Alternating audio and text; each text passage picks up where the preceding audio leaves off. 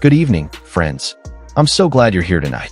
Wherever you are listening from, whether it's a quiet bedroom, a small apartment with city lights flickering through the curtains, or a countryside space with the sound of crickets nearby, welcome. Tonight, we'll drift far away from modern life, leaving behind screens and buzzing notifications, and instead, we'll step gently into the calm and rhythmic world of ancient Egypt. Not the Egypt of mighty battles, towering monuments, or dramatic stories of Cleopatra and pharaohs, but something quieter.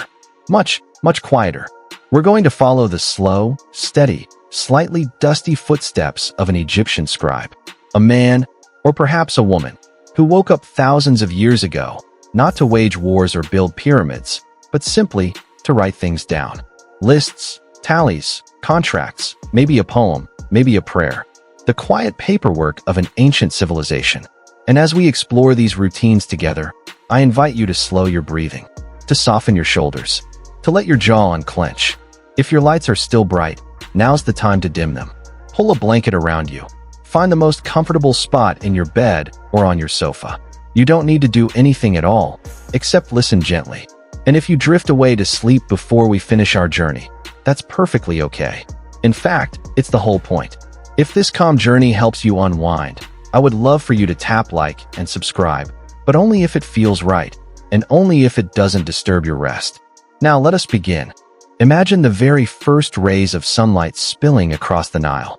The air is cool, softer than it will be later, before the desert heat begins to press down on every stone and palm tree. You and I are standing inside a mud brick home, simple but steady, in a small town not far from the river. And here, still curled in a reed mat bed, our scribe stirs awake. He blinks against the early light, rubbing his eyes the same way you might on a lazy Sunday morning. Except instead of the sound of cars, or alarms, or coffee machines, he hears the faint splash of water, the distant bray of a donkey, and the chatter of early rising birds along the river reeds. There's something soothing about this kind of morning, isn't there?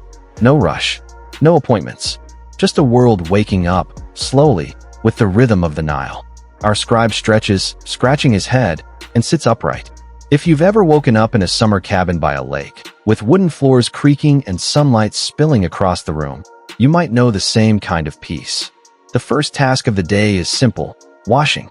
Egyptians prized cleanliness, perhaps more than most ancient cultures. Even the most modest households had some form of basin and jar for pouring water over hands and face. Imagine the shock of cool river water against sleepy skin, sharp at first, then refreshing. The scribe splashes his cheeks, runs wet fingers through his hair, and already feels awake, alive. He dresses next, slipping into a linen kilt, woven from flax. Linen was everything in Egypt, light, breathable, and perfect for a hot climate. His garment is plain, a simple cream-colored wrap, not decorated with golden threads or elaborate dye. Those luxuries were for nobles, not scribes. But the linen is soft, comfortable, like the loose cotton pajamas you might wear on a summer night. Do you notice the smell in the air? A mixture of Nile breeze, faintly damp clay, and smoke from nearby hearths. Perhaps even a hint of baking bread drifting over from a neighbor's oven. And now, the morning offering, bread and beer. Almost every Egyptian breakfast began this way. The bread is coarse, made from emmer wheat, baked into small loaves. They're not fluffy like our modern bread. More dense, more earthy. If you've ever tried a slice of heavy rye or German sourdough, you might imagine the taste: chewy, nutty, satisfying.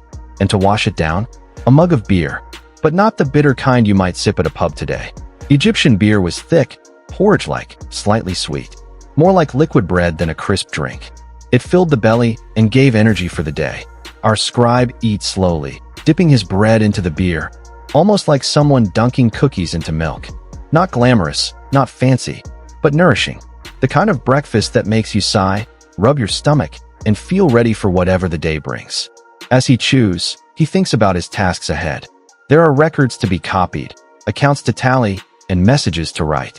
He may have to walk to the granaries today, or sit in the shade of the temple courtyard, or visit an official's home. The pen and papyrus will be his tools, just as much as a hammer belongs to a carpenter. And so, he finishes his meal, wipes his hands on a cloth, and gathers his small writing kit. A wooden palette with 2 cakes of ink, red and black. A few sharpened reed pens. A roll of papyrus, tucked carefully into a satchel. As the sun climbs a little higher, he steps outside. The Nile glitters in the distance, calm and endless. Farmers are already out in the fields. Oxen pulling wooden plows, children scattering seeds, women carrying jars of water on their heads. Life moves in rhythm with the river. The scribe walks slowly, sandals kicking up little puffs of dust. He hums softly to himself, maybe an old hymn, maybe a melody learned in childhood. And in this quiet, deliberate way, his day begins. It makes you wonder, doesn't it, how different our mornings might feel if we had no phones, no honking traffic, no fluorescent lights. Just bread, beer, linen, and the Nile. Now, as he walks toward his duties, let's drift with him. The morning stretches out before us, long and calm. We are only at the beginning. The morning air carries a crispness that will soon fade, swallowed by the midday sun. The scribe enjoys these fleeting cool hours. You can almost imagine him pausing for just a moment, closing his eyes, and taking in the hush of the landscape. A farmer's ox snorts, tugging at a plow made of wood that creaks like an old rocking chair. Birds rise from the reeds in a scattered burst, wings flapping like 1,000 paper fans. As he walks, he nods politely to neighbors. A woman balancing a clay pot of water on her head greets him with a smile. Children scamper past, barefoot, chasing each other and laughing, their voices tumbling into the air like pebbles into a pond. It's a small community, and everyone knows the scribe. Not because he's wealthy or powerful, but because he can do something most cannot. Right. In a world where many hands farm and build, the ability to capture words, numbers, and prayers on papyrus is a kind of quiet magic. Imagine being the only one in your friend group who knew how to use a computer while everyone else still scribbled on chalkboards. That's the scribe, an essential bridge between spoken life and written permanence. His sandals crunch against the packed earth path, and soon he reaches the edge of the fields. There, he pauses to watch as men scatter seeds into damp furrows carved by the Nile's flood. The annual flooding, called the inundation, was everything to Egypt. It meant rich black silt, fertile soil, abundant crops. Without it, there would be hunger, unrest, perhaps collapse. The scribe knows this. He knows that much of his work, tallying grain, recording harvests, keeping accounts, ties directly back to the rhythms of this river. And yet, this morning, his task is simpler.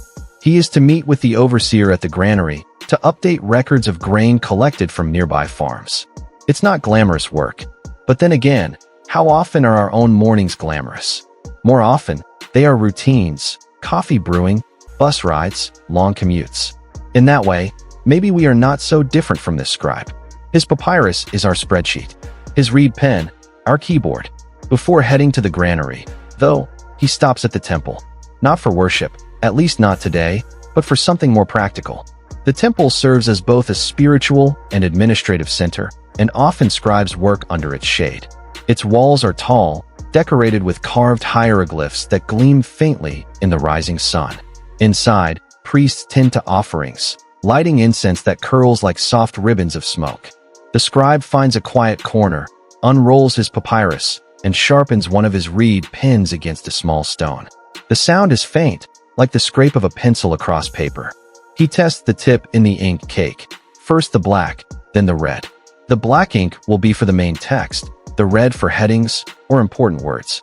Imagine it like the bold and italics of ancient times.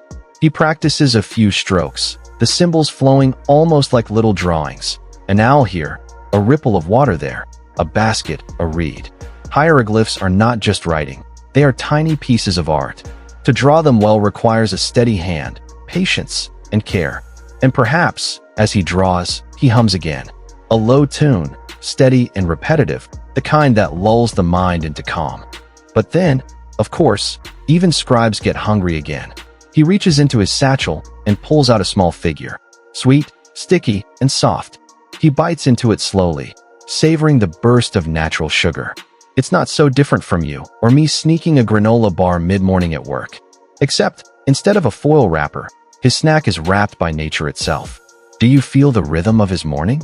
It is not hurried, not stressed. There is no alarm buzzing, No inbox waiting, no red notification dots demanding attention. Just the steady flow of tasks, broken up by bread, beer, figs, a sharpened pen, and the hum of the Nile. He packs his things again and begins the short walk to the granary. The building is large, made of mud brick, with walls high enough to protect the stored grain from both thieves and the elements. Inside, the smell is earthy and dry, like walking into a barn filled with straw. Men carry sacks on their shoulders, pouring wheat and barley into bins, their muscles straining under the weight. Dust rises in the air, catching the shafts of light that fall through small windows. The overseer greets the scribe warmly. Good morning. We have new deliveries to record. Together, they walk among the bins, tallying amounts, speaking quietly. The scribe dips his pen into ink, his hand steady, marking down numbers that will later decide taxes, payments, and even rations for workers. A single slip of the pen could cause confusion, so he takes his time. The strokes are deliberate, unhurried, almost meditative. As he writes, perhaps he chuckles at a memory, how a friend once teased him that his ink-stained fingers would never wash clean. And it's true. Even now, faint black smudges cling to his fingertips, just as a mechanic today might never fully scrub away the grease. By the time the records are complete, the sun has climbed higher, painting the fields in gold. The air is warming, cicadas beginning their steady buzz. The morning is nearly gone, and yet, our scribe feels no rush. His tasks unfold like stepping stones across a slow-moving stream. He thanks the overseer, rolls up his papyrus, and tucks it away. The day still stretches before him. More writing, more lists, perhaps a walk along the river to check another storehouse. But for now, he pauses outside the granary, leaning against a wall, and simply breathes. Do you feel it? That calm exhale after a task well done? That moment when the morning's weight slips away, and you're left with a sense of quiet satisfaction? Our scribe feels it, too. And as he rests there, the Nile flowing in the distance, the sounds of life all around him, he begins to think of what comes next. The day is long, the ink is plentiful, and his mind is sharp. And with that, let us drift with him into the next part of his day. The sun edges higher, spilling gold across the mud brick walls. The scribe leaves the granary and makes his way toward the shaded lane that leads back to the river. His steps are unhurried, his satchel bumping gently against his side. He enjoys the way morning light paints patterns on the ground through palm fronds overhead, dappling the dust like a shifting quilt. The Nile is never far. It's the thread that stitches together every part of daily life, from food to transport to spirituality. Our scribe knows this deeply. He can smell the faint brackish sweetness in the breeze before he even sees the glimmer of water ahead. The riverbank is lively this morning. Fishermen hauling in nets, their toes sinking into the mud. Women washing laundry by rhythmically slapping wet linen against stones, creating a gentle percussion that echoes down the bank. It's not so different from the steady hum of washing machines in modern apartment buildings, though here, the sound is layered with laughter and chatter. The scribe stops to watch a fisherman sort through his catch. Tilapia wriggle in woven baskets, scales flashing like coins in the light. He notes how carefully the man arranges the fish, counting aloud, just as the scribe himself counts grain at the granary. Numbers everywhere, hidden behind bread, beer, fish, or taxes. He smiles at the thought. Perhaps the whole world can be reduced to lists. He crouches by the river, splashing cool water on his arms. The relief is instant, the Nile's touch like a balm against the gathering heat. He drinks a little, cupping water in his hands, tasting faint clay and reeds. There's a comfort in knowing this same river nourished his parents and their parents before them. Continuity, stretching back generations. Nearby, a boy balances a jar of beer carefully in his arms, delivering it to field workers. The scribe calls out a gentle greeting, and the boy waves, nearly tipping the jar, catching it just in time. The scribe chuckles softly. How many times, he wonders, had he nearly spilled ink when he was first learning? A wobble of the hand, a misplaced line, and suddenly an entire sheet of papyrus ruined. Like knocking over a cup of coffee onto your laptop today. One slip, and weeks of work undone.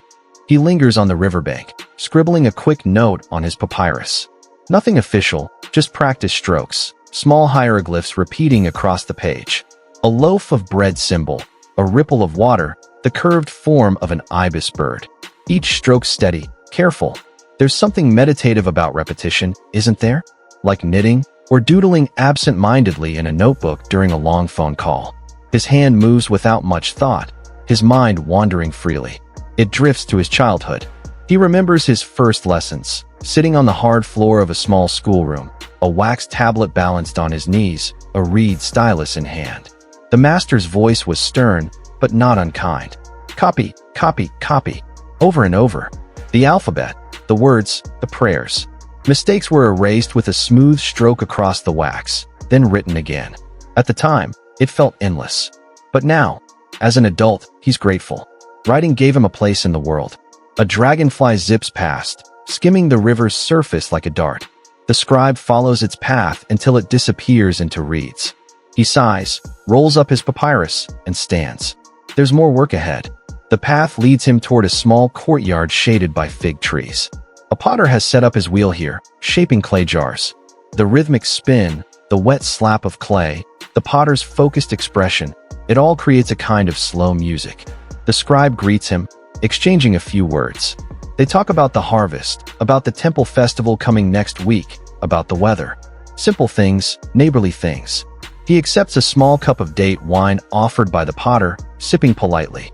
It's sweet, almost syrupy, and clings to the tongue. Too early in the day, the scribe jokes gently, and they both laugh. He hands back the cup and continues on.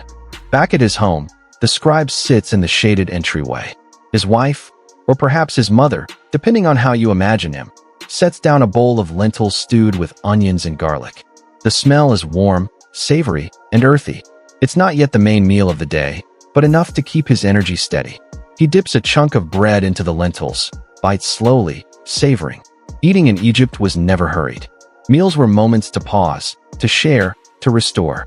As he eats, a cat brushes against his legs.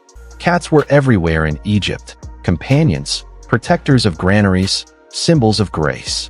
This one is striped, tail flicking lazily. The scribe reaches down, scratching behind its ears. It purrs loudly, vibrating like a tiny drum, and curls up beside him. If you've ever had a cat sprawl across your notes while you try to work, you know exactly what he's experiencing. Thousands of years, and cats haven't changed at all. After the meal, he tidies his writing kit. Ink caked smooth, pens sharpened again, papyrus rolled neatly. There's something satisfying in the small ritual of preparing tools, like sharpening pencils before a day of school. Each step signals readiness, order, calm. By now, the morning sun is high, shadows shorter, the heat pressing closer. Soon he'll head back to the temple to copy official records. But for just a moment longer, he sits in the shade, eyes half closed. The hum of the village surrounds him. Donkeys braying, pots clinking, children shouting. And yet, in this moment, it feels peaceful. And as he exhales, you might find yourself breathing more slowly, too. In through the nose, out through the mouth. The rhythm of his morning becomes the rhythm of your own.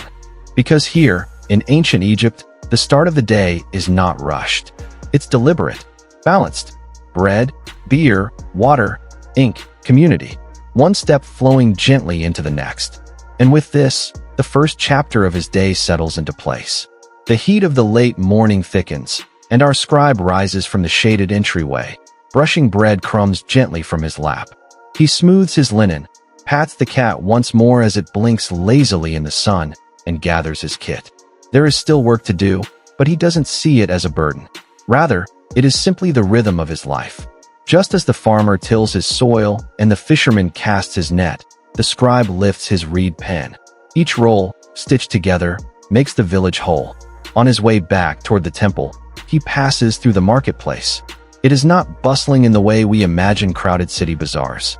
Instead, it hums quietly, a collection of stalls and mats laid out with simple goods. Clay jars, baskets woven from palm fronds, necklaces strung with shells. The air is rich with smells, grilled fish sizzling on small fires, honey cakes cooling on reed trays, the dusty sweetness of dates piled high in baskets. Our scribe pauses at one stall where a young vendor sells carob pods. The boy cracks one open, offering a taste.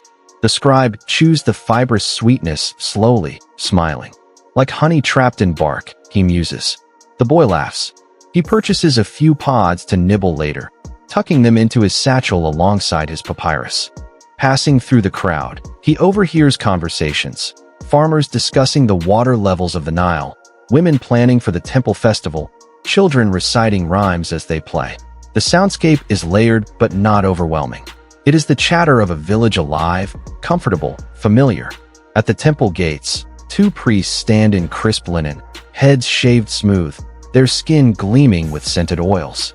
They greet him warmly, for he is a regular presence here.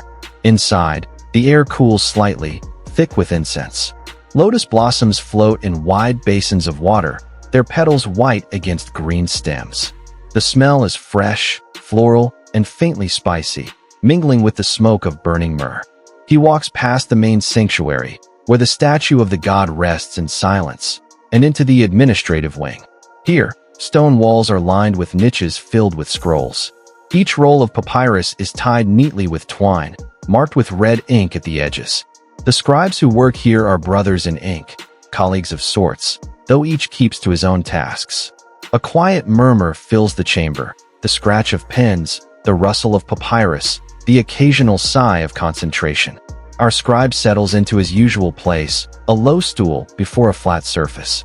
He unrolls his papyrus, dips his pen, and begins to copy from one document to another. The work is slow, careful, repetitive. A misstroke means more papyrus wasted, and papyrus is precious. Each sheet represents harvested reeds, cut, soaked, pressed, dried, polished. It is a luxury of its own kind, though so common in Egypt that the rest of the world would come to crave it. The hours pass with little fanfare. Black ink for body text, red ink for headers, each line steady as breath. Occasionally, he flexes his hand, rolling his wrist to ease the stiffness. At one point, he notices a tiny beetle crawling across the papyrus. He sets down his pen, nudges the beetle gently onto his finger, and places it back onto the floor. Then he continues. It is, in a way, like meditation. The repetition quiets his mind. Outside, the world continues. Oxen pulling plows, women kneading dough, fishermen casting nets. But here, time is measured in symbols drawn across fiber sheets. At midday, the priests announce a pause. Everyone sets aside their tools. Our scribe stretches, stands, and steps out into the sunlight. His stomach grumbles gently, an echo of the day's rhythm. It is nearly time for the main meal, shared with family, bread and onions, and beer waiting. He lingers in the courtyard, leaning against a cool stone pillar. The temple bells chime softly, not loud or grand, but enough to mark the passing of hours. A breeze stirs, carrying the scent of lotus and dust. He breathes deeply, closing his eyes for just a moment. And as he exhales, you might notice your own body softening, too. Shoulders easing into the pillow, breath slowing, heart settling. The rhythm of his morning, measured, deliberate, peaceful, has carried you here into stillness. The first chapter of his day closes gently. He has risen, eaten, prepared, worked, and paused, all with calm, all without rush. And so, as the sun tips toward its zenith and shadows shorten, we follow him into the next part of his story. Because after the morning comes the heart of his craft, the art of writing itself. There is a certain pleasure in tools. Even in our modern world, you may know the feeling, the quiet delight of holding a favorite pen that glides just right across the page, or the comfort of a keyboard with keys that make just the right click. Tools are small companions, extensions of our thoughts, almost invisible when they work well. For our Egyptian scribe, tools are everything. His pen is not a fountain pen with sleek metal and ink cartridges, but a reed, cut carefully at an angle, trimmed to a point. The papyrus reed grows tall along the Nile, straight and slender, and it has been harvested for generations not just to make paper, but also for these humble pens. A sharp knife trims the end, slicing a clean bevel, then the tip is split with a tiny cut so it can hold ink. Simple, elegant, effective. Imagine him seated cross-legged on a reed mat, holding one of these pens between his fingers. It is light, almost weightless.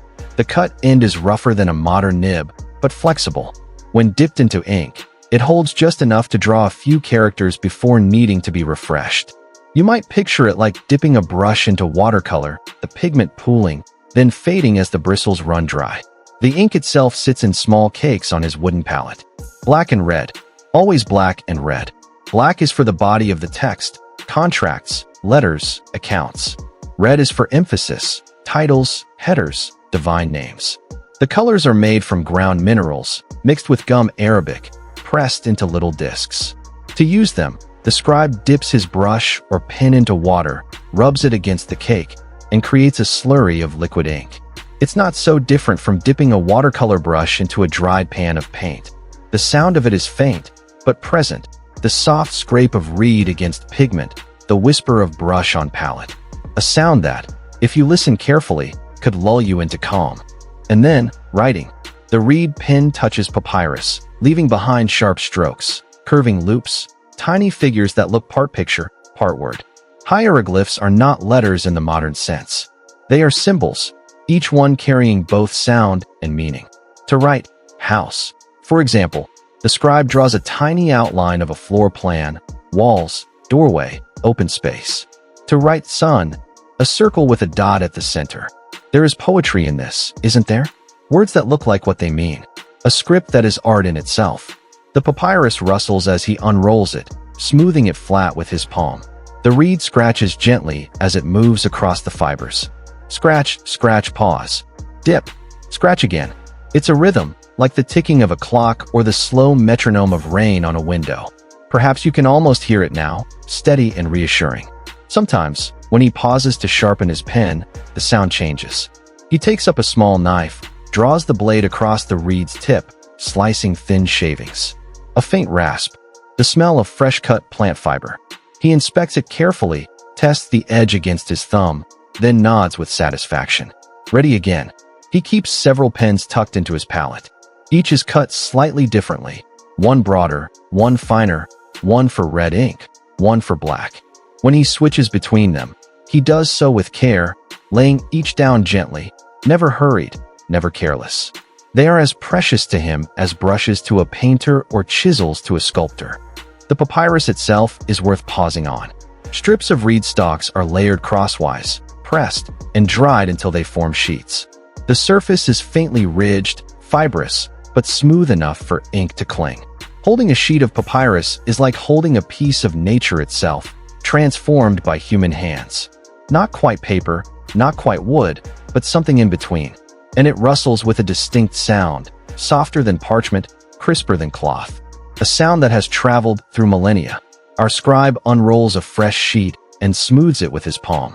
He dips his pen, breathes, and begins again. Scratch, scratch, scratch. Line by line. Each character neat, measured, aligned. At times, he whispers the words aloud as he writes them, testing their rhythm. A grain account. 2 baskets barley, 1 basket wheat. A letter to a superior. May the gods grant you health and long life. A hymn copied for the temple. Ora, who rises in the east. His lips move softly, his voice barely above a murmur.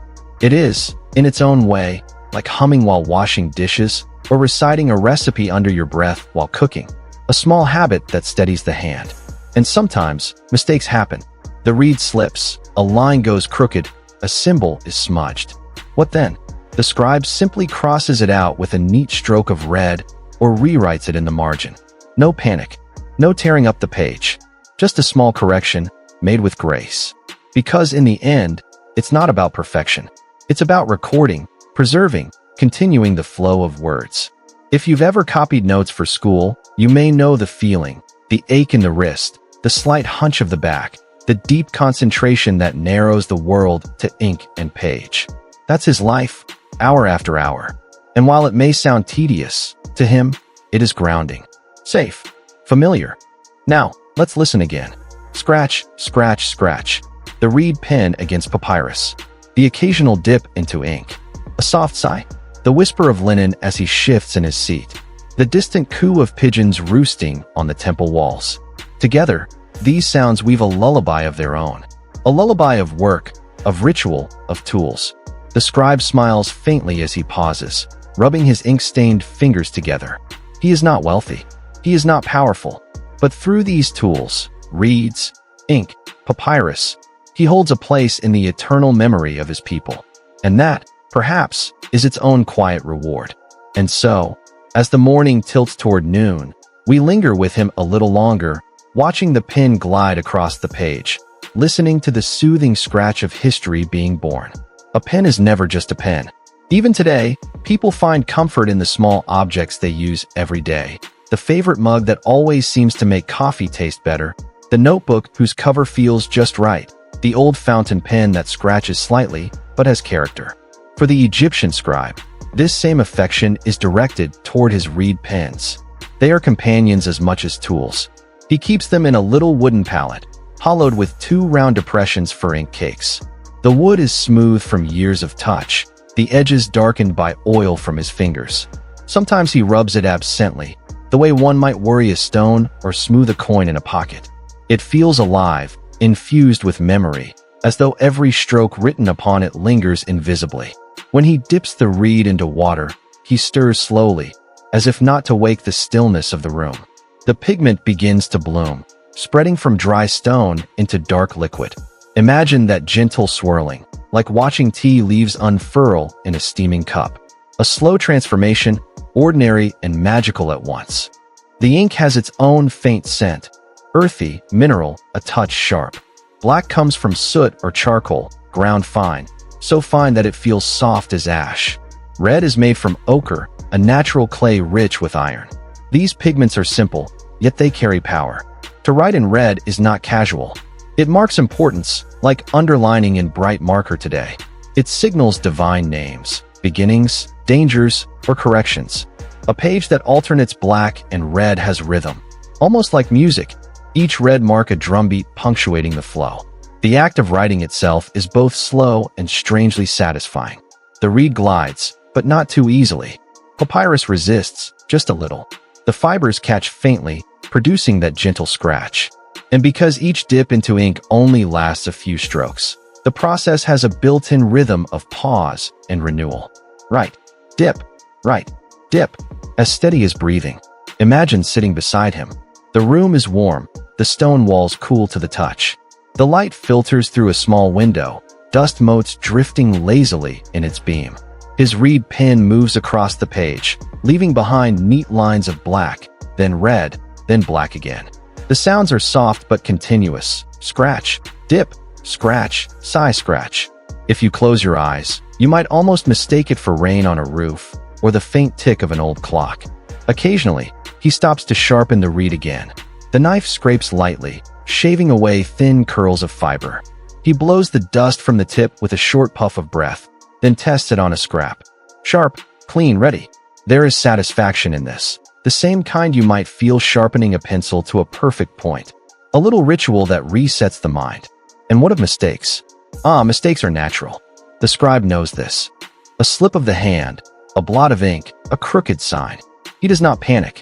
Instead, he makes a correction in red or crosses out with calm precision. Perhaps you have felt the same. Writing in a notebook, realizing you've made an error, and simply moving on. Life, after all, is full of small corrections. Now, let us linger on the shapes he draws. Egyptian writing is beautiful because it is not abstract. To us, letters are symbols divorced from image, but for him, each sign is a picture, a memory of the world. A bird in profile, a hand reaching out, a basket, a wavy line that means water. The script is a gallery of daily life. As he writes, he is surrounded by silent witnesses. These little drawings that are both words and images. He is recording numbers of grain, but in doing so he is also drawing tiny baskets that echo the very baskets stacked in granaries outside. He is copying a hymn to Ra, and in doing so he draws the sun itself, circle and dot. His work is practical, yet each page is also a kind of art. You may wonder if this is tedious for him. Perhaps sometimes it is. Long hours bent over a page, repeating signs, copying columns of text. His back aches, his fingers cramp. And yet, there is comfort in the repetition, the predictability of it. He knows what comes next. He knows how each stroke should fall, like weaving or knitting or even breathing in and out. The task suits precisely because it is unchanging. The temple where he works is never silent. Outside, people move about, priests chanting, workers carrying water, children running in the courtyard. The murmur of daily life drifts through the open doors. But here, in this little chamber with his palette and pens, there is a bubble of calm. A place where words slowly, steadily appear. Every now and then, he pauses to stretch. He leans back, rolling his shoulders, flexing his wrists. Perhaps he cracks his knuckles, just as scribes and students do today. He takes a sip from a jar of water, wiping his lips with the back of his hand. He rests for a moment, gazing at the half-filled papyrus in front of him. Then, with a small nod, he dips his pen again and continues. Think of how many hours he has spent like this. Hundreds, thousands, each day blending into the next. The pages he fills may outlive him, stored in archives or temple libraries. Or they may crumble, lost to dust. But for him, in this moment, the act itself is what matters. The slow birth of words from ink and reed. The soundscape is hypnotic. Scratch, dip, scratch, a sigh, a murmur, scratch. The knife sharpens, scratch, over and over, until even you, listening, may feel your own thoughts slowing to match that rhythm. It is the kind of work that can carry you gently towards sleep, not through boredom, but through the quiet embrace of repetition. And so, as the sun climbs higher and shadows shorten, the scribe continues, surrounded by his tools. His reed pens, his palette, his ink cakes. Simple things, yet powerful. Through them, he connects to the divine, to history, to the future. And for us, across thousands of years, he offers not only words, but a lesson in calm. That there is beauty in small tools, beauty in rhythm, beauty in the act of simply writing. The scribe's chamber is modest, not a grand hall, but a simple room carved from stone, shaded from the fierce sun. The walls are plain, perhaps adorned only with faint traces of old paint or scribbles from past training. What fills the room is not decoration, but purpose, the tools of a craft. Imagine the low table before him, smoothed by use. Upon it rests the papyrus scroll he works on, its pale surface unrolling slowly like a river of possibility. Next to it sits his palette, a simple wooden board with two small wells holding cakes of pigment. To modern eyes, it might seem meager, yet in his world, this is the heart of literacy, the bridge between thought and permanence. The reed pens are cut from marsh stalks gathered by the Nile. He does not waste. Each reed is chosen with care, split, sharpened, and trimmed until it holds the right stiffness. Some are better for bold strokes, some for fine. He keeps several at hand, tucked into the grooves of his palette. They are silent until dipped, waiting patiently like instruments before a song. When he lifts one and wets the tip with ink, it comes alive. A soft scratch against papyrus, a whisper that says, words are being born here. The ink itself has a story. Black is soot, gathered perhaps from the smoke of cooking fires, ground fine and mixed with gum. Red is ochre, iron-rich earth baked by the desert sun, pounded into dust. Water binds them, giving liquid form. These are humble materials, yet they carry voices of kings, prayers to gods, inventories of grain that will feed whole towns. Out of soot and clay come law, myth, memory. Out of dust comes permanence. Listen to the rhythm of writing. It is not hurried. The reed glides for a few strokes, then pauses for ink. Dip, glide, scratch, dip, glide, scratch. A tiny sound, almost lost in the stillness of the room, but steady, like a heartbeat. If you were to sit nearby with eyes closed, you might mistake it for the gentle patter of rain on leaves or the sound of a moth brushing against paper. It is quiet, yet insistent, reminding the world that thought is being transformed into mark. He writes in neat columns, each sign deliberate. Hieroglyphs are more than letters. They are images that hold the world in miniature. A man walking, a loaf of bread, a coiled rope, a bird in mid-flight. Each one carefully proportioned, placed within invisible boundaries so the text flows like architecture. Writing, for him, is not only communication but construction, an edifice built line by line, sign by sign. Sometimes, when his hand tires, he pauses. He stretches his fingers, presses his palms together, leans back. The papyrus before him waits. He may look out through the small slit of a window, catching a glimpse of the Nile in the distance, its waters glinting beneath the sun. Life moves outside. Boatmen calling across the river, oxen trudging through fields, children laughing as they chase each other along dusty paths. But here, within stone walls, the scribe's world is narrowed to reed and ink, papyrus and thought. Sharpening is another ritual. The small knife rasps lightly as he trims the tip of his pen. Thin curls fall away, collected like little shavings of straw. He tests the point against the edge of his thumb, then draws a line on scrap papyrus. Satisfied, he breathes softly on the nib, moistening it just enough, then returns to the page. These pauses punctuate his day, as necessary and calming as breaths in meditation. And what does he write? Today, perhaps, he copies an old hymn to Ra. The words are ancient, older than his own lifetime, passed down through centuries. He does not invent them, but preserves them. His task is fidelity, not originality. Yet in repeating these words, he breathes them anew, ensuring they will outlast him, carried forward to generations he will never see. At other times, he may record the tally of grain in temple granaries. Column after column of numbers, marks for sacks of barley, jars of beer, bundles of flax. To us, such lists may seem dull. To him, they are lifeblood. Grain feeds soldiers, priests, families. Beer sustains workers. Flax becomes cloth. Each figure matters. Each record ensures fairness, order, survival. In his careful writing, the economy of an entire city is stabilized. Now imagine the page itself. The papyrus fibers run in two directions, horizontal strips over vertical ones, pressed flat and dried. When the pen strokes against the grain, there is faint resistance, a slight drag. When it strokes with the grain, the movement is smoother. The scribe knows this instinctively, adjusting his hand as he moves down the page. Writing is not only visual but tactile, a conversation between reed and fiber. Sometimes he makes small errors. An extra stroke, a smear of ink. He does not despair. Instead, he draws a careful red mark, correcting the word, or simply crosses out with calm acceptance. To him, mistakes are natural, expected, human. The page is not ruined. It simply carries its history more openly. Perhaps there is comfort in this, that even in the pursuit of order, imperfection belongs. Think for a moment about his world of silence and sound. No humming of electric lights. No rustle of paper turned by machines. No tapping of keyboards. Only reed, ink, papyrus, breath. The scratching, the dipping, the sharpening, the occasional sigh. A world slowed to human pace, where each word is a choice and each line a commitment. The work stretches on for hours. Sunlight shifts across the floor, lengthening shadows. The air grows warmer.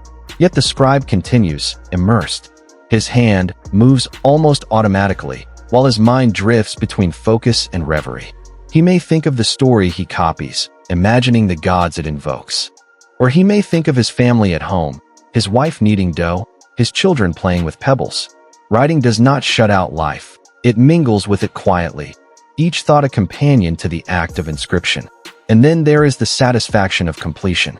A column filled, a hymn fully copied, an account neatly balanced. He sets the reed down, stretches his back, and gazes at the page. Black and red lines march across it, steady and sure. His labor has become form. His patience, permanence. The scroll may roll shut, stored in a box or placed on a shelf. But he knows, the words will outlive him. As night approaches, he cleans his tools. The palette is rinsed, the pens wiped gently, laid back into their grooves. He blows on the papyrus to dry the last strokes. Tomorrow, he will return, repeat, and continue. For now, the chamber grows quiet once more. And you, listening, may feel that same quietness settle over you. The rhythm of reed and ink becomes your own breathing. The patient strokes become the ticking of time, soft and steady. Like the scribe, you are surrounded by the calm of small rituals, the comfort of simple tools. And perhaps, like him, you are ready to drift into rest, carried by the sound of writing itself. Imagine, for a moment, that the sun has fully risen over the wide Egyptian sky. The air is warming now, no longer the soft chill of dawn, but the steady glow of a golden morning. In the bustling administrative heart of a city along the Nile, our scribe prepares for his most important task of the day, maintaining the accounts of the pharaoh himself. You might think of accounts as something dull, something like balancing your modern household budget or scrolling through an online spreadsheet at work. But in the world of ancient Egypt, these records were the lifeblood of the kingdom. Without the careful eyes and steady hands of scribes, the empire's grain would vanish without a trace. Taxes would slip through greedy fingers, and the pharaoh's grand projects, from temples to tombs, would stand half-built. It is soothing, in a strange way, to imagine the scribe's responsibility. Not fighting wars, not hammering stone, not plowing soil, but sitting quietly, day after day, writing the numbers and names that held a kingdom together. A bureaucrat's dream, perhaps, or, for those of us drifting into sleep, a kind of gentle reassurance. Civilization itself can rest upon the calm scratch of reed pens and the quiet diligence of those who tally wheat and cattle. As our scribe enters the Hall of Records, let us follow him. The place is cool and shaded, with thick mud brick walls that keep the desert sun at bay. There's a soft echo of sandals on packed earth. Scrolls are stacked in orderly cubbies along the walls, papyrus rolls tied with cord, some labeled with neat hieroglyphs, others marked only with simple pictograms. It smells faintly of dried reeds and the earthy tang of old ink. At the center sit low wooden desks. They are simple, flat surfaces, sometimes no more than planks balanced across stone. Around them, other scribes bend over their work, each immersed in columns of numbers, inventories of villages, or tallies of temple offerings. It is not exactly lively, but it is not silent either. There is the rustle of papyrus sheets, the tapping of reed pens, the occasional sigh or muttered calculation. It is, in its way, the ancient equivalent of an open office space. Only, instead of glowing computer screens, there are ink pots and scrolls. Our scribe takes his seat and rolls out a fresh sheet of papyrus. Today's work is important. The recording of grain harvest from a string of villages upriver. Grain was the backbone of Egypt, its food, its economy, its very survival. Without grain, there was no bread, no beer, no temple offerings, no wages for workers building tombs or carving statues. So the pharaoh's officials took it very seriously indeed. Now the scribe pauses. He stretches his fingers, stiff from holding the reed. Around him, the other scribes are doing much the same. One rubs his eyes, another leans back and rolls his shoulders. A third quietly scratches a little doodle in the margin, a bird, perhaps, or a simple fish. It seems even ancient accountants were not immune to daydreams. Let me tell you something amusing. In some surviving records, historians have found corrections, scribbles, and even jokes tucked into the margins of otherwise serious accounts. Imagine the equivalent of doodling a smiley face in the corner of your tax return. It's a small reminder that scribes, while working on the pharaoh's great bureaucracy, were still human beings with wandering minds. Outside, the city stirs. Farmers bring donkeys laden with baskets of grain.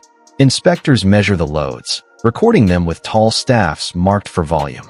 The grain is poured into communal storage, great mud brick granaries that rise like squat towers.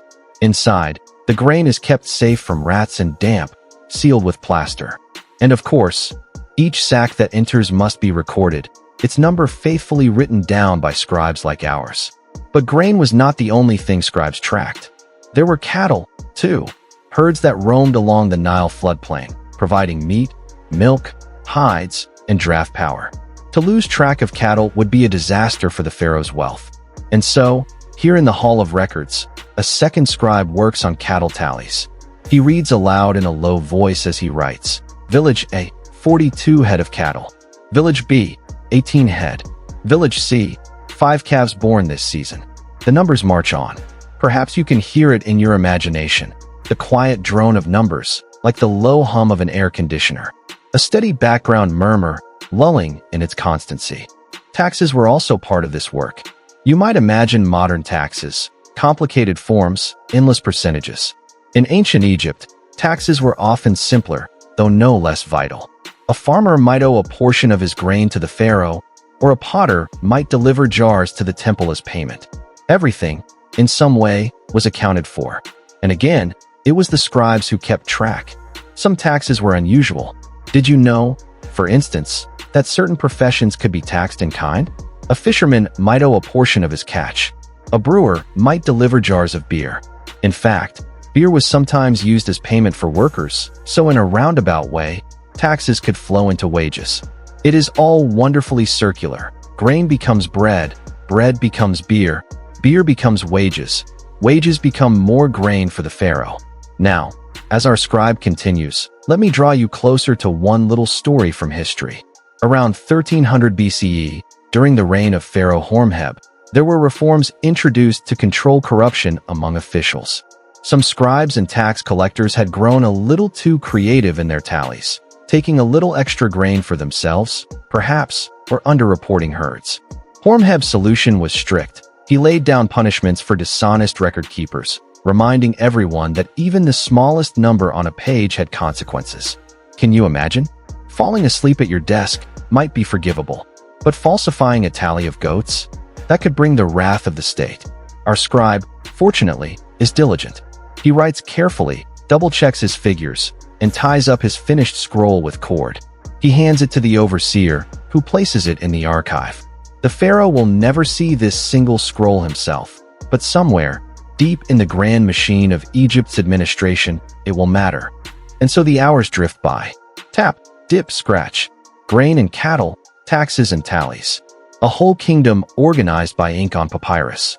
You might even imagine that every loaf of bread, every jug of beer, every stone dragged into place for a pyramid, all of it passed through the hands of a scribe at some point, quietly recorded in looping hieroglyphs. As midday approaches, the light in the hall changes. The cool shadows grow shorter. A faint breeze stirs dust along the floor. Our scribe rubs his eyes again, stretches his back, and sets aside his pen. Soon it will be time for the midday meal, bread, beer, and onions, as always. But for now, let us sit with him a moment longer. Listen to the steady breathing of the hall, the murmur of scribes, the weight of centuries carried on fragile papyrus.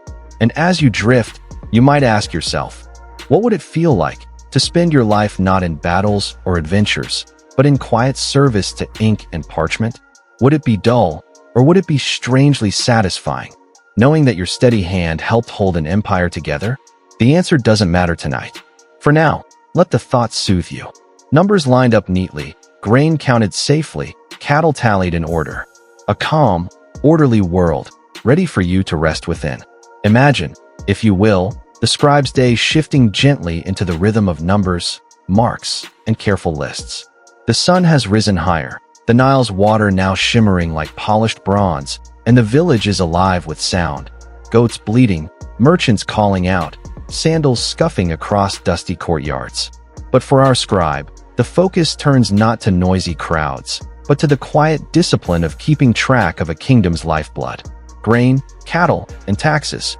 3 words that, in ancient Egypt, meant power, survival, and a surprising amount of paperwork, if we can call sheets of papyrus, carved tablets, and wall inscriptions paperwork. Without the scribes, Pharaoh's palaces would have resembled households without calendars or shopping lists, constantly running out of things, never quite knowing what was in the pantry, and forever chasing down misplaced deliveries. Now, you might be tempted to think of this work as dull, the way balancing a checkbook or counting receipts might feel today.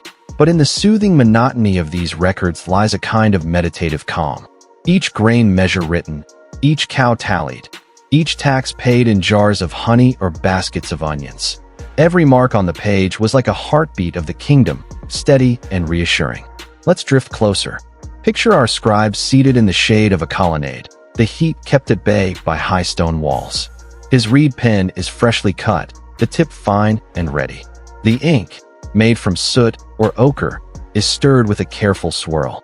Beside him lies a basket filled with papyrus sheets, soft yet firm beneath the hand. He dips the reed, steadies his wrist, and begins, so-and-so, son of so-and-so, delivered 12 baskets of barley. Witnessed by. And so it goes, line after line. Doesn't it remind you of waiting in line at the post office, where every person has a package, a form, a story that is, in the grand scheme, so ordinary, yet oddly soothing in its sameness? Each farmer's delivery, each shepherd's herd, each merchant's tax in cloth or copper was another package on the desk, another stamp on the paper. Of course, some taxes were stranger than others. Imagine paying your dues not in coins, but in jars of beer, woven mats, or even geese. Yes, you could show up at the tax office, Picture our scribe glancing up from his papyrus to hand over 3 fat geese and a jug of date wine as proof of loyalty to Pharaoh. I wonder what the ledger entry for that looked like. Citizen delivered 2 geese. Note, 1 honked loudly. The cattle counts were perhaps the most grand and famous of all the records. Every so often, the pharaoh would commission what was called a cattle census. Scribes, with their trusty reed pens and ink palettes, would travel to tally herds. Can you imagine the scene? Dust rising in golden clouds, cowbells jingling, the lowing of oxen echoing across fields. And in the middle of it all, scribes crouched or perched on rocks, carefully writing down numbers as if keeping score in the world's longest sports match. Team herd, 400 strong. Still counting. There's something charming about how human this feels. Whether in ancient Egypt or in today's modern offices, someone is always somewhere counting something. Instead of Excel spreadsheets with endless rows, our scribe worked with columns of neat hieroglyphs, each symbol precise and tiny. A sheaf of wheat stood for grain, a coiled rope for measures, a little bird for numbers. Almost like doodles, if doodles happened to run the world's most powerful empire. Let's pause here and imagine the soundscape. The quiet scratch of the reed across papyrus, the occasional murmur of farmers waiting their turn, the shuffle of baskets placed down in the dust, a faint breeze rustling through the palm fronds, and, in the distance, the river, always the river, flowing like time itself. If you listen carefully, you can almost hear it, the soft rhythm of a bureaucratic lullaby. Now, taxes weren't just about gathering things for the pharaoh's storerooms. They were also about fairness, or at least the ancient Egyptian version of fairness. A man with 5 fields might own more grain than a man with only 1. A prosperous herder with 50 cattle would be expected to give more than his neighbor with only 5. The scribe, with calm impartiality, was the keeper of this balance. He didn't shout, he didn't scold. He simply wrote, letting the ink carry the weight of the decision. In some ways, the scribe's work was as invisible as it was indispensable. No one admired a tally sheet the way they admired a golden statue or a temple wall. But without those tally sheets, the statues couldn't be built, the temples couldn't be decorated, and the workers couldn't be fed. Every loaf of bread at a construction site, every jar of beer handed out as wages, every stone block hauled to its place. It all began with a scribe's pen marking down that, yes, this many sacks of barley had been collected. Think about that the next time you glance at a receipt from the grocery store. Somewhere, long ago, a scribe was writing down a similar list: bread, onions, beer, flax, geese.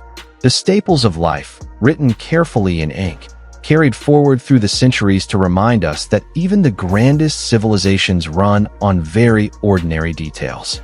And doesn't that feel oddly comforting? To know that the heartbeat of an empire was kept not just by kings and generals, but by quiet men with pens, scribbling away in the shade. Picture the storerooms of the pharaoh, vast chambers carved from stone, cool and echoing, stacked high with sacks of barley, amphorae of oil, and baskets of dried fish. These were not simply storehouses of food. They were vaults of security, banks of survival. And at the very foundation of this system, invisible yet indispensable, was the scribe's neat handwriting. Without his lines of careful script, the storerooms would be chaos. A sack forgotten here, a jar misplaced there, and suddenly a palace feast would find itself short of honey cakes or missing its prized beer. Imagine the pharaoh's face if his cup was empty. No, much better to let the scribe's quiet order keep the wheels turning smoothly. Now, let's imagine you've walked into one of these offices of grain accounts. The air smells faintly of straw and dust, with a sweeter undercurrent of dried dates and figs. In one corner, a group of farmers waits their turn, baskets balanced on their shoulders. The baskets are woven from palm fronds, their fibers creaking slightly under the weight of grain. A soft rain of barley trickles to the floor as one man shifts his load, brushing his sweaty brow. At a low table, seated on a reed mat, our scribe is already at work. He glances up briefly, eyes calm, steady, then returns to the papyrus. Dip, right, breathe. Dip, right, breathe. The rhythm is as steady as the Nile's tide. He is not hurried. He is not slow. He is timeless. One farmer steps forward, unties his basket, and tilts it just enough for the scribe to see the level. 12 baskets. The assistant murmurs. The scribe notes it down with a small, precise hand. No fuss, no wasted strokes. Another farmer follows. 8 baskets. Another 10. On and on it goes, like a chant, like a lullaby. The numbers might change, but the ritual never does. And if you think such repetition might bore the scribe, think again. In the quiet discipline of recording lies a certain comfort. Each number feels like a bead on a string, part of a larger pattern. Much like counting sheep before sleep, these tallies bring order to chaos. 1 basket, 2 baskets, 3. On and on. Soothing, steady, infinite. Of course, the work wasn't always without its moments of challenge. Some farmers, no doubt, tried to bargain or plead. Perhaps one coughed dramatically, insisting a poor harvest had left him with less to give. Another might claim his ox had wandered off at the worst possible time, leaving him unable to plow. The scribe listened, polite, perhaps even sympathetic, but the reed pen remained impartial. What was owed, a sigh, a nod, and then another line of script, sealing the matter in ink. And then there were the cattle counts. The great spectacle of livestock. Whole fields would be filled with herds, their horns catching the sunlight, their low voices filling the air with a kind of pastoral chorus. The scribe stood at the edges, papyrus in hand, trying not to be jostled as animals shuffled past. 40 cows, one would call. The scribe would nod, jotting it down. Another 60, came the next voice. Scratch, scratch, scratch went the pen. Can you picture it? An endless parade of animals, tails swishing, dust rising, and in the midst of it all a row of scribes, their brows furrowed in concentration, determined not to lose count. One sneeze in the dust, one distracted glance, and suddenly the tally might be wrong. Better to stay steady, eyes sharp, hands moving with mechanical calm. It's almost comic, isn't it? The grandeur of Pharaoh's wealth measured not in jewels or palaces, but in the careful noting of cows, 120, calves, 37. It reminds us that beneath the shining surface of history, the details are always delightfully human. Taxes could take stranger forms still. In one region, fishermen might pay in dried fish, their pungent smell filling the record halls until the scribes quietly hoped for an end to that particular season. In another, beekeepers arrived with jars of honey, sticky and golden, occasionally dripping across the papyrus edges. Somewhere, there is likely a tax record stained faintly with sugar, its ink just slightly smudged by the sweetness of bees. And yet, for all this variety, the work remained steady. Ink, papyrus, tally, grain, cattle, taxes. Over and over, through seasons and years. The pharaoh might change, but the system endured because the scribes endured. Their quiet diligence held Egypt together, thread by thread, number by number. Let's pause for a moment and simply breathe into that rhythm. Imagine the sound of the reed scratching, the rustle of papyrus, the soft shuffle of sandals as one farmer departs and another arrives. The faint clink of jars, the muffled bleat of a goat tied nearby, the rustle of cattle in the fields. It is the background hum of an empire, steady, timeless, endlessly soothing. Perhaps, if you listen closely enough, you might even hear the heartbeat of Egypt itself. The morning's numbers are written, the reed pens carefully set aside, the papyrus stacked in neat piles like well-folded linens. The scribes stretch their backs, roll their shoulders, and step out into the brighter air of midday. The sun has climbed, high and golden, pouring heat across the courtyards and the roofs, shimmering on the Nile like molten glass. And here, at last, it is time for the most human of rituals, the midday meal. Now, when we say meal, do not imagine the lavish spreads of a royal banquet, with silver platters piled high and musicians playing delicate tunes. For the scribe, the midday meal was simpler, humbler, and somehow all the more endearing. It was bread, it was beer, and, almost always, it was onions. Let's start with the bread. Egyptian bread was no light, fluffy loaf. No airy baguette or pillowy roll. Their bread was dense, hearty, often flecked with bits of barley husk that crunched between the teeth. Some loaves were round and flat, almost like a pancake left a little too long on the griddle. Others were thick and oval, scored with lines that baked into rough crusts. Imagine holding one in your hands, warm from the clay oven, smelling faintly of smoke and yeast, its surface uneven but inviting. Familiarity. The scribe, breaking off a piece, might chew slowly, letting the heaviness of the bread ground him after a morning of numbers. Then there was beer. Ah yes, Egyptian beer, thicker, cloudier, and more nourishing than what we think of today. Brewed from barley, sometimes flavored with dates, it was less a crisp drink and more a liquid bread. Imagine a cross between a smoothie and a porridge, sipped from clay jars, leaving a faint sweetness on the tongue. The beer was not just refreshment. It was calories, hydration, and comfort all in one. Even children drank it, though theirs was lighter, milder, almost like a malty lemonade. Picture a scribe lifting his jar, tilting it back, and sighing softly after a long sip. The grains settle at the bottom. The taste lingers faintly nutty, and suddenly the heat of the sun feels a little less sharp. And then, always, onions. Strong, pungent, eye-watering onions. Some roasted until soft, others eaten raw, their sharpness cutting through the heaviness of bread and beer. In fact, onions were so beloved in Egypt that workers at the pyramids were famously fed great quantities of them, alongside garlic and radishes. Imagine biting into one. Crisp, biting, with just enough sting to make your eyes water but your appetite awaken. A food that feels at once humble and powerful, ordinary yet vital. Bread, beer, and onions. Three pillars of a scribe's meal. Not glamorous, but deeply satisfying.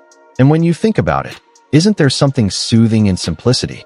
A few dependable flavors, repeating day after day, like the gentle rhythm of a lullaby. Of course, variety did exist.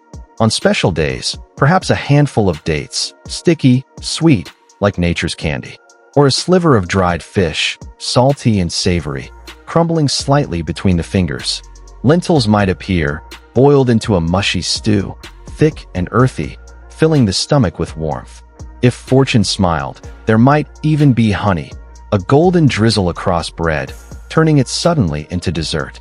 Imagine it, dense barley bread dipped into liquid amber, sweet enough to make a scribe's eyes close in quiet joy.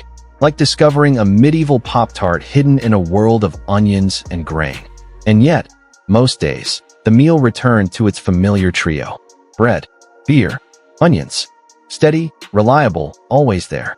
Can you picture the scene? The scribes gather in a shaded corner, perhaps under a palm awning or beside the cool wall of the granary. They sit cross-legged on mats, balancing their loaves and jars. There is laughter here, low and easy. Stories are shared. Of farmers who tried to sneak an extra goat past the tally. Of a colleague who spilled ink across a papyrus only to turn the blot into a doodle of a crocodile. Small stories, ordinary stories, but enough to soften the midday heat. A breeze drifts in from the Nile, carrying the faint smell of water lilies. Somewhere nearby, a donkey brays. The marketplace hums with voices, the clink of jars, the shout of a seller, the rustle of baskets. And above it all, the steady crunch of bread, the soft glug of beer, the sharp bite of onions. It's not hard to imagine a scribe, leaning back, closing his eyes for just a moment after the meal, letting the fullness settle, letting the body grow heavy, the mind drift light, perhaps even nodding off, just briefly, before the afternoon duties call him back. A cat dozes in the sun, its tail twitching lazily. A bird calls from the reeds. The world slows, softens, sighs. And isn't that what midday meals are for? A pause in the river of the day. A moment to breathe, to reset, to remember that life is not only numbers and ink, but also bread and onions, laughter and rest. Now, if you let yourself, you might almost taste it. The chew of the bread, the sweetness of the beer, the sting of the onion. Perhaps you feel a little warmer, a little drowsier, as though you too are sitting beneath that palm awning, sharing the meal. And as you sink into the rhythm of it, the thought of the afternoon doesn't feel daunting at all. Because for now, it is enough simply to eat, to drink, to be. The shade of the palm awning trembles faintly in the breeze. Dust motes float in the warm light like drifting golden feathers. The scribes linger with their bread, their jars, their onions, savoring each bite as if prolonging the pause will somehow lengthen the day's gentlest moment. Meals, even simple ones, carry more than taste. They carry memory, tradition, the continuity of life itself. And so, in the very act of breaking bread, Egyptians connected not only to their hunger, but to their ancestors. Imagine it, a young scribe biting into his coarse loaf, knowing that the same smell, the same chew, the same flavor had nourished his father, his grandfather, and countless generations before them. Bread wasn't just food, it was history you could hold in your hands. Now, close your eyes and picture the bakeries. Small, sun-baked buildings with clay ovens glowing like miniature suns. Women and men work side by side, kneading dough, slapping it into rounded shapes, and lowering it into conical molds. The scent drifts through the narrow streets. Warm, yeasty, smoky, irresistible. Children dart in and out, snatching crusts when no one is looking, giggling as they run. By midday, baskets of loaves make their way into every home, every office, every courtyard. And what of the beer? Brewing, too, was a daily ritual. Clay vats lined the courtyards of households, bubbling gently with fermenting grain. It was a process almost alchemical, soaking, sprouting, drying, grinding, mixing, fermenting. Imagine leaning over a vat and breathing in the earthy, sweet scent of barley and dates transforming into something drinkable. It was not precise like modern brewing. It was intuitive, guided by tradition and the senses. A brewer might taste, nod, adjust, and taste again. The beer was alive, always shifting, always changing. For the scribe, each sip was more than refreshment. It was participation in a cycle as old as the Nile itself. Grain from the fields, water from the river, skill from the brewer's hands, all transformed into liquid sustenance. To drink was to taste the land, the river, the labor, the care. Onions, too, held layers of meaning. They were not merely food but medicine, sacred objects, even offerings to the gods. Priests placed onions in tombs, believing their concentric rings symbolized eternity. Imagine a scribe holding a raw onion, feeling the cool skin in his palm, peeling away the papery layers, the sharp scent rising and prickling the eyes. The taste was strong, fiery, unforgettable. It woke the senses like a trumpet blast after the softness of bread and beer. Together, bread, beer, onions, they formed a meal both grounding and elevating. Simple, yes, but never empty. And yet, life always allows for variation. Some days the scribes enjoyed lentil stew, thick, hearty, simmered slowly until the beans dissolved into a soft, earthy paste. The stew might be spiced with coriander or cumin, scents that curled upward from clay bowls like invisible garlands. Other days, fish from the Nile appeared, tilapia or perch, salted, dried, sometimes roasted over small braziers until the flesh flaked apart with the nudge of a reed skewer. Fruits sweetened the table when the season allowed. Dates, of course, their honeyed stickiness clinging to the fingers. Figs, soft and grainy, bursting with delicate sweetness. Grapes, too, sometimes eaten fresh, sometimes dried into raisins, little bursts of concentrated sunlight. Each bite was a reminder that Egypt was not just desert and stone but fertile fields, orchards, and gardens nurtured by the Nile's annual flood. Can you see it? A cluster of scribes sitting together, passing a small basket of figs, laughing as one of them exaggerates a story about a stubborn farmer or a mischievous apprentice. The figs are shared, one by one, and with each passing, the circle feels tighter, warmer, more human. Meals, after all, are not only about filling the stomach, they are about binding people together. In wealthier households, meals could be more elaborate. Goose roasted until its skin crackled, cuts of beef stewed with herbs, fresh loaves baked with honey or sprinkled with sesame. These were rare luxuries for most, but they existed as whispers of possibility. Even a scribe, if invited to dine with a patron or a higher official, might experience such richness now and then, carrying the memory of that feast like a jewel tucked into his mind.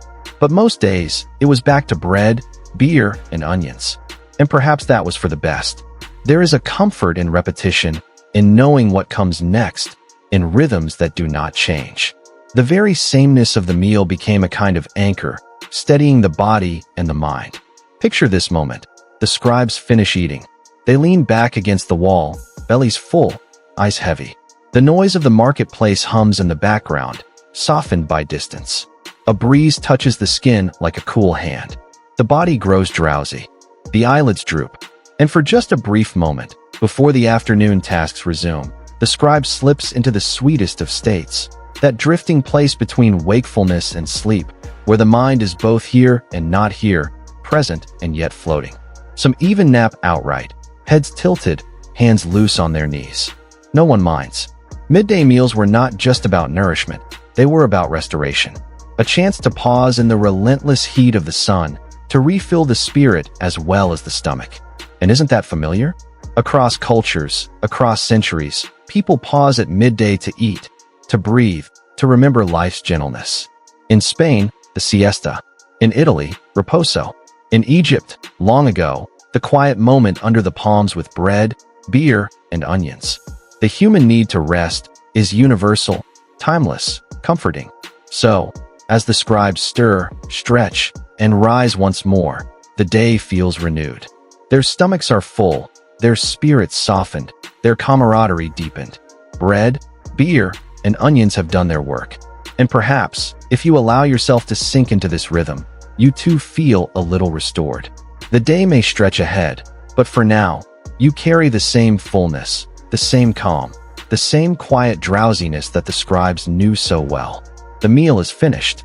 The laughter has faded into silence, and the shade of the palm awning is no longer enough. The scribes rise slowly, stretching their legs, dusting crumbs of bread from their linen kilts. Their stomachs are full, their eyelids heavy, but duty waits. Always, duty waits. And so they step out into the brightness of the afternoon. The sun is stronger now, hanging high above the whitewashed walls, turning every street into a river of light. The air shimmers with heat. Somewhere nearby, a donkey brays, its voice sharp and comical, cutting through the stillness. The scribes move toward the marketplace. It is not far, just a walk through narrow lanes lined with mud brick houses. The walls lean toward each other, casting angular shadows that offer momentary relief from the glare. Women carry jars balanced on their heads with a grace so practiced it seems effortless. Children dart between them, chasing one another, their bare feet kicking up small clouds of dust. Gradually, a low hum rises in the distance. A rhythm of voices, footsteps, shouts. The closer they come, the louder it grows, until it surrounds them like a living tide. The marketplace. It is a place of both order and chaos. A place where Egypt breathes. Imagine a wide open space, lined with stalls and mats, shaded in patches by woven canopies. The ground is packed earth, scuffed by countless feet. The air is thick with scent, spices, smoke, animals, sweat, bread still warm from the ovens. It is overwhelming, but it is also alive. Here, everything is bought and sold. Clay jars filled with oil gleam in the sun. Baskets overflow with dates, figs, cucumbers, melons. Strings of dried fish hang from hooks, swaying slightly in the breeze. Piles of onions, garlic, and lentils form miniature hills, their earthy fragrance mingling with sharper notes of coriander and fenugreek. Traders call out their prices. Buyers haggle, their voices rising, falling, colliding in heated rhythm. Donkeys laden with sacks push through the crowd, their handlers waving sticks and shouting warnings. Dogs slink between the legs of the people, hoping for scraps. Flies buzz, relentless, around the freshest goods. And above it all, the sun burns, turning every movement into labor. The scribes step carefully into this world. They are not traders, not farmers, not hawkers, but they belong here too. Their work is quieter, less visible, but no less essential. Some are assigned to keep records of transactions. They sit on low stools, papyrus stretched across their laps, reed pens in hand, jars of ink at their feet. They record quantities of grain sold, jars of beer exchanged, bundles of flax purchased. They calculate taxes owed to the state, scribbling numbers with a practiced hand.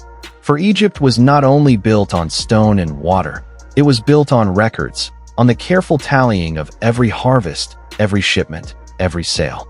Without scribes, the marketplace would be chaos without memory. Others walk the stalls on behalf of officials, checking weights and measures. A balance scale here, a measuring jar there. A dishonest merchant might try to tip the scale to shortchange a buyer, but the presence of a scribe makes such tricks dangerous. Fairness must be maintained, for trust is the lifeblood of commerce. and still others serve as intermediaries, writing contracts, witnessing deals, or drafting letters for those who cannot write. A farmer might ask for a receipt for his grain. A trader might request a contract for a shipment of beer. A widow might need a note drawn up to secure her inheritance. The scribe listens, writes, seals, and hands over the finished papyrus. His work is vital as any goods sold in the square. Pause for a moment and picture the scribes in their white linen, sitting amidst the dust and noise, calm in their precision. The crowd swirls around them, loud and chaotic, but their hands remain steady. Each mark of ink is like a drop of order placed into the sea of disorder. It is work that requires patience, concentration, and above all, clarity of thought. And yet, there is more than work here. There is also life, humanity, the weaving of moments. Look to one side, and you might see a woman bargaining over a basket of figs. She gestures with her hands, her bracelets jingling softly, her voice firm but not unkind. The merchant responds, his eyes narrowing, his own hands raised in counterpoint. Their words tumble like waves, back and forth, until at last the price is agreed, and both smile in satisfaction. Look to another side, and a boy leads a goat through the crowd, the animal's hooves clattering on the packed earth.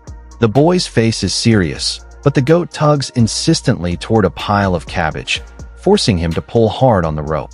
A burst of laughter rises from those watching, and the boy grins despite himself. Nearby, incense burns in a small clay bowl, its smoke curling upward, carrying the sharp sweetness of myrrh. A priest sits behind it, selling charms and blessings to those who pass.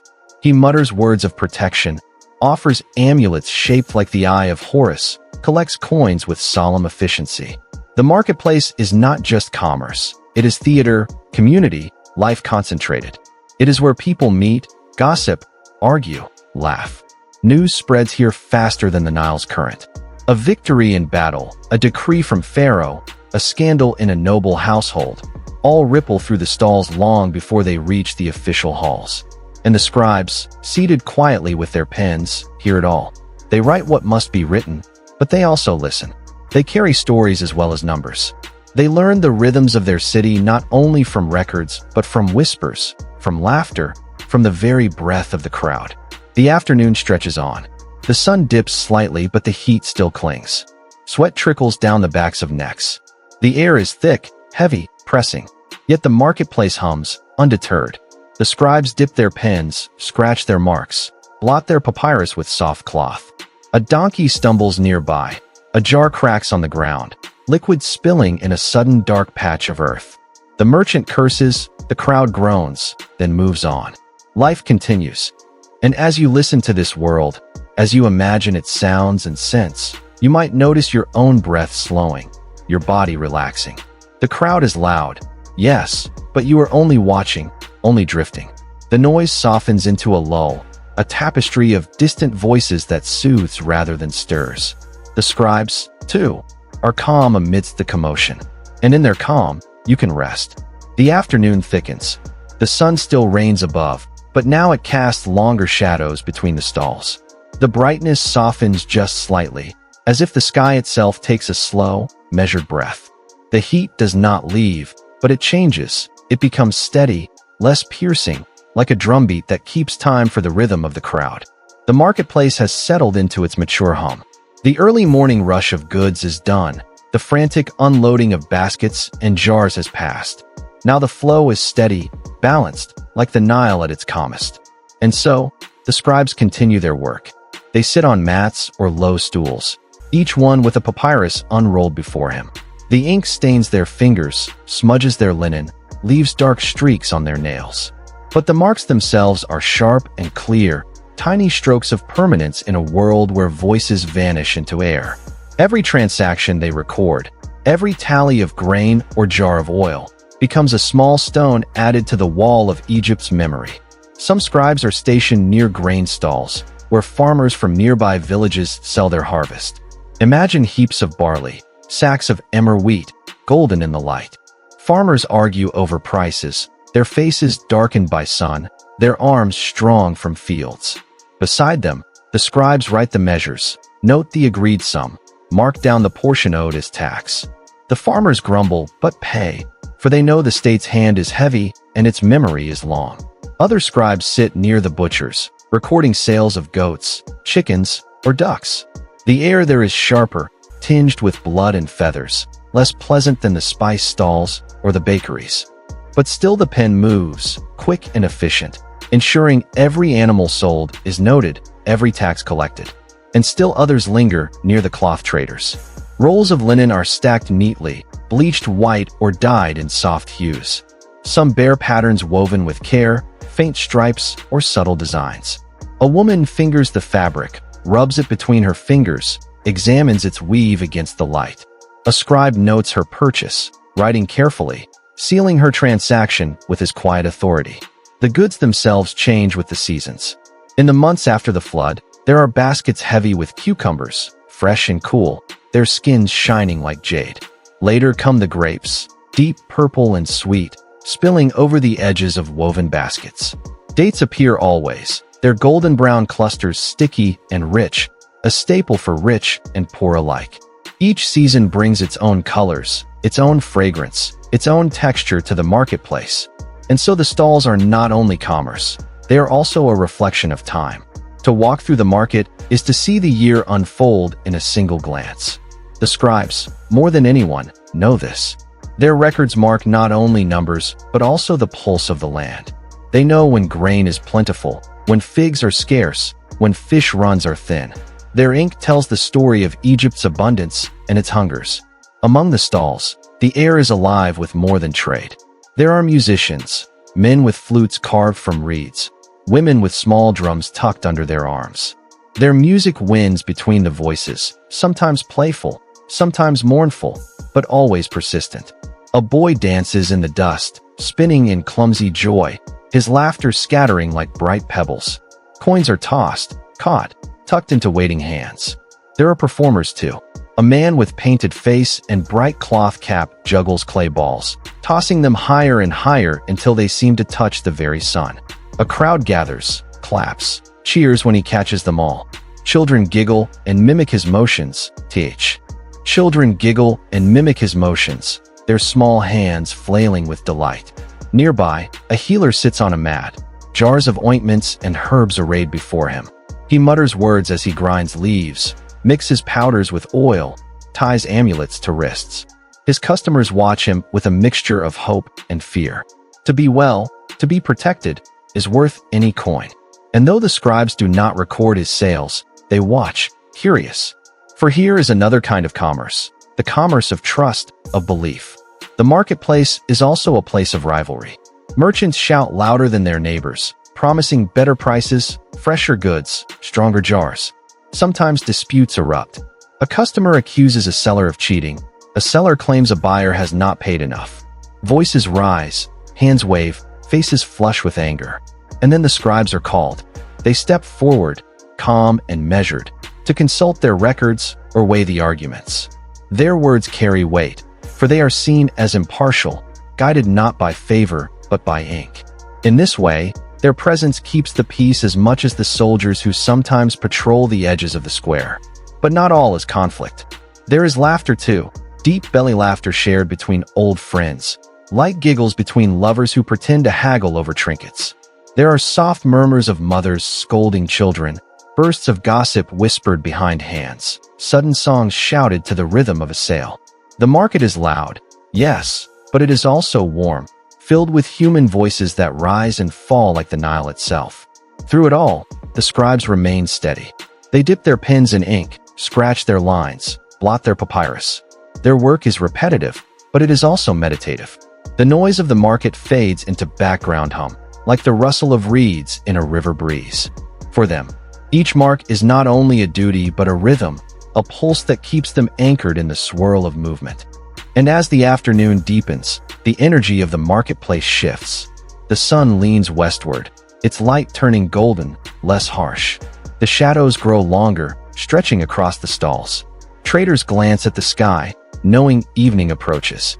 They call louder, eager to sell the last of their goods before night falls. Bargains are sharper now, prices drop, voices quicken, hands reach faster. The scribes note the flurry, their pens moving swiftly, keeping pace with the urgency of closing trade. The smells change too. The freshness of morning bread has faded, replaced by the richer, heavier scents of cooked food. Skewers of grilled fish crackle over small braziers, filling the air with smoke and savory fragrance. A woman ladles lentil stew into clay bowls, handing them to workers with coins still warm from their palms. Children lick honey from their fingers, sweet and sticky. The day winds toward rest, and hunger grows again. At last, the marketplace begins to thin. The loudest shouts fade into murmurs. Merchants pack their wares into baskets, fold their mats, stack their jars. Donkeys are loaded once more, ready to trudge back toward village homes. Dust settles in the square, stirred now only by tired feet. The music fades, the laughter softens, the smoke of the braziers curls upward into the cooling sky. And the scribes? They roll their papyrus with care, tie it with twine, gather their jars of ink. They stretch stiff legs, shake out their shoulders, wipe sweat from their brows. Their duty is not finished, for the records must be carried back to officials, stored, sealed, and sometimes copied again. But the day's heart, the long rhythm of marketplace duty, is done. They walk back through quieter streets, their footsteps slow, their shadows long. The sky above is painted with the first strokes of evening. The sun glows low, touching the horizon with fire, while the air cools just enough to soothe tired skin. They have worked, they have recorded, they have preserved the life of the city. And tomorrow, they will do it all again. But tonight, there will be rest. The day withdraws. Slowly, like a careful hand drawing back a curtain, the light begins to change. The sun, which once stood high and sharp above the market, now sinks low, its golden rays spilling gently across the rooftops. The long shadows stretch like fingers, reaching farther than the streets, creeping along the whitewashed walls of houses, slipping into doorways and alleys. The marketplace, so loud, so alive only hours before, has emptied. Stalls are folded, jars stacked, baskets tied shut. Dust settles where thousands of feet once stirred the earth. The echoes of shouting, of laughter, of haggling now linger only as whispers, as faint memory carried by the evening air. But beyond the square, beyond the bustle of trade, the Nile awaits. The scribes walk slowly toward its edge. Their day has been long, shoulders stiff from sitting, hands stained with ink, minds weary from numbers and arguments. Yet their steps are not hurried. They walk as if guided by something ancient, something greater than the marketplace. Their eyes turn toward the ribbon of water that glimmers in the waning light. The river is calm. Its surface mirrors the sky, now painted in layers of orange, rose, and deepening blue. Birds skim across the water, their wings catching the fading glow. Fishermen's boats drift lazily, their oars dipping with a soft splash, their nets pulled in, heavy with the day's final catch. Along the banks, reeds sway in the gentle breeze, their tips whispering secrets to one another. The scribes find their places. Some sit on flat stones near the shore, others stand quietly, gazing out at the horizon. They lay aside their satchels, their rolls of papyrus, their jars of ink. All the burdens of duty, of tallying grain and recording disputes, are left behind for now. The Nile does not ask for ink. It asks only for silence, for presence. The river has always been their companion. It feeds the land, nourishes the crops, carries boats and fish and dreams. To the scribes, it is also a teacher.